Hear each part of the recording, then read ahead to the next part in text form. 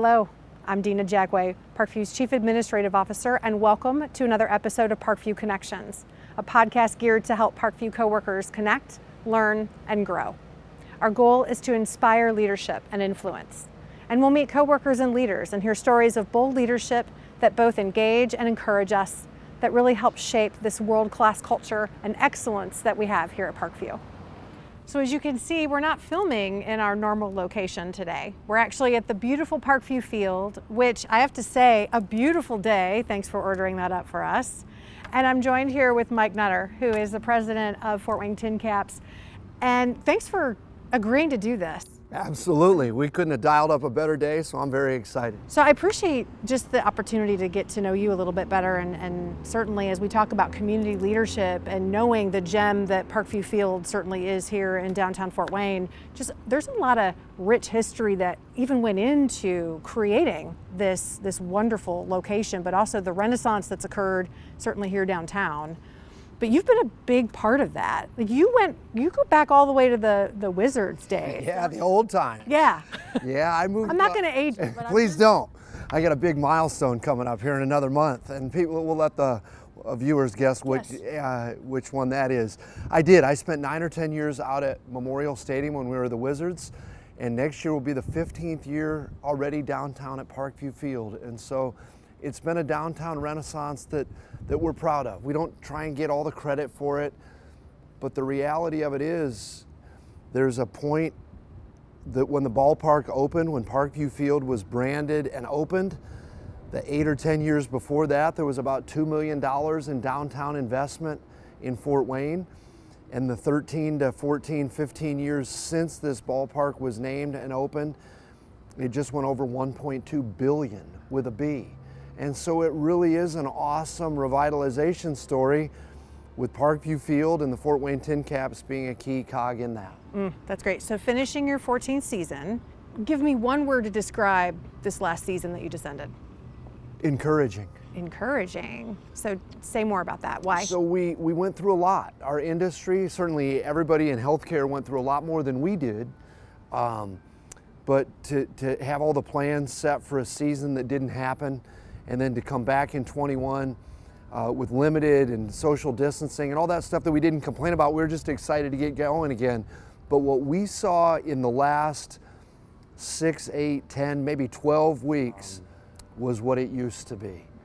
Getting texts from people, it says online it's sold out, can you help? You know, things like that. And so one of the successes of Parkview Field over the years is it's not just the baseball. The TinCaps are certainly the driver of the biggest attendance, but we want to be a community gathering point. And so we saw and resaw a lot of people starting this past April that in some cases we hadn't seen a couple years. And as cliche as it is, they do become like family because we're with them 66 games for some of the people that come out to every night and things like that. And so what we saw gives us a lot of encouragement for the future. And this year was a great season. There was nothing wrong with it in any measure, but we think that even though entering year 15, bigger and brighter things are ahead. Oh, that's great. That's great. And when you talk about just being a fundamental pillar here in the community, I mean, it takes a lot of leadership. You have leadership that helps. Yes, there's of course the coaches and the leadership for true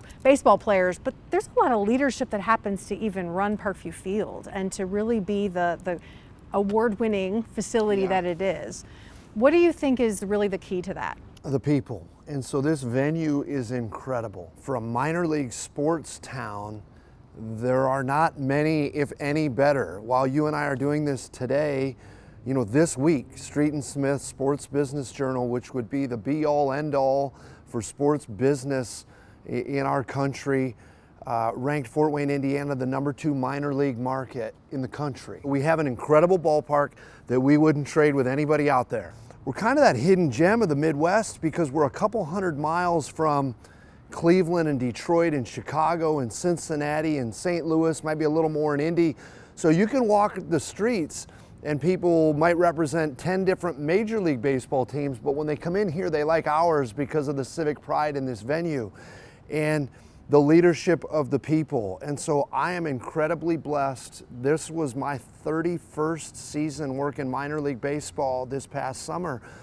But with Michael Limmer and Brian Shacko and David Lorenz, those are our 3 VPs, I think the least of which has 20 some years in the industry. You should have a lot of pride just Yeah. in terms of saying you've been able to build a team and really being able to, right now with talent being as challenging as it is everywhere, I think it's great because when you build a strong culture, that's, that world-class teamwork, I mean, that is really a part, when you're a part of something special and you understand what you're trying to accomplish, that makes all the difference. There's no doubt. And what you said about the talent, retention and acquisition, never seen anything like it.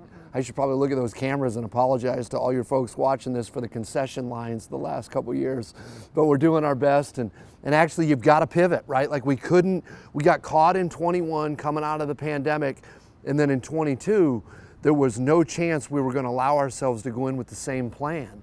And it was like, vastly raise hourly rates and things like that. And it was like, well, couldn't we get some of these people to come back if we don't change those rates? I don't know, but I'm not going to bet on it now after what we saw the year before. So let's reward them for being a part of the culture for many years. What I love about what you just said too is it wasn't about taking past solutions and then trying to, it's a new age, new time, let's not use those same solutions, let's think and rethink of what we can do a little different. And until that problem happened, we can act naive, and we really were, like in 21, where it was like, hey, the $9 an hour for a high school kid to continue to work in concessions and sell Dippin' Dots or to do something like that, that was always effective. Well, it wasn't. And then so you have to pivot. We have so many great creative minds with our goofy team names and some of the crazy promotions and zany stuff that we do. And then where some folks got into trouble is you just continued to run out the same thing. But I remember getting all the full-time staff members, around 30 at the time. It would have been in March of 2020, and said, it was a Wednesday afternoon, and said, listen, we're not working here at the ballpark starting next Monday. I don't know if we're going to be out a couple of weeks, a few weeks. And again, I don't make light of it, but like, I'm a baseball guy. I don't think any of us knew, and it was happening quickly. And so then it ended up being all of that calendar year. But it was like people that we love, people that I've worked with for years, were coming with basic questions that were fair that we just didn't know the answer to. And so Jason Friars, the owner of our team and owns 3 teams around the country, I just kept leaning on him big time. And he just said, hey, I'll join you on every Zoom. I'll join you on every weekly staff call. If you want me there, I'll be there. If you don't want me there, I understand, and I won't be there. But what we're going to continue to tell the people is, we don't know if we don't know the answer to it, but everybody's job is safe when you come back. We're going to take care of your health care throughout that process, however long we're out. People are not going to be left holding the bag, and we're not going to furlough, because when we come out of this, we're going to need just as many or more people, and we love the people that we had. And so, but the biggest fear for me personally was, what kind of erosion would we have to the culture that at that point we spent 10, 12 years building up, and people knew our ethics and values, and people asking tough questions. I give them credit. We said everything was above board, ask whatever you want. And it was like, hey, I know you guys are saying this in an email or saying things, but can you look at us and tell us when this is over, my job is safe? Yeah, absolutely. That's the only way you can do it as a team. And there was many times Jason and I would say, we're not sure about that one. Give us a week to try and figure that out, and we'll get back. We got through it. 2021, we were excited to get back to it. And then towards the end of this past year, it was like, whoa, we're back. And the people that stuck with us and stuck it out through all the uncertainty feel great about their decision. I mean, there's something when you talk about just your vulnerability as a leader when you don't have those answers. I think that's a great word, Dina, that we weren't trying to be, dramatic about it. We were just trying to be real. Yeah. And so people would text after, hey, I appreciate it. I could tell as you were stewing there in front of the Zoom that like that question was tough and that you don't know, and we appreciate you trying to get back with us. When you think about some of the best leaders, it's about listening, it's about being honest when you don't have that answer, but it also, yes, it's admitting when you don't have that. Right. Okay, let's shift into something a little fun. So my family and I, when we come to enjoy a game, My sons love Dippin' Dots. Right on. We're literally standing in line multiple times Good. and waiting for Dippin' Dots. Again, you might have to give me an idea of what I need to do with all these plastic Yeah, the helmets. the helmets right that on. they come in. But how many Dippin' Dots do you sell in a season? So this past season that wrapped up, we sold approximately 28,000 helmets full of Dippin' Dots. So we would like to thank your family for doing your part. My family along the way would be Rainbow for our daughter and Cookies and Cream for our son for a long time. And so it's one of those products, quirky thing that people know probably about the only place you can get it around. I think our friends at the zoo have it as well, but a few other places. And it's like, I'm gonna get that each time I come out. And so hot dogs, still the biggest seller as a single item at a ballpark, probably wouldn't surprise many of the people. We were just over 32,000 hot dogs for the people that come out, but a lot of fun, quirky things like that. So Mike, thank you so much for just speaking in to what life is like here at Parkview Field and with the Fort Wayne Tin Cap. Certainly what journey you've been on the last few years, and congratulations on wrapping up season 14. I can't believe it's been almost 15 years now. What would you say, as I asked earlier, your word for 14th season was encouraging.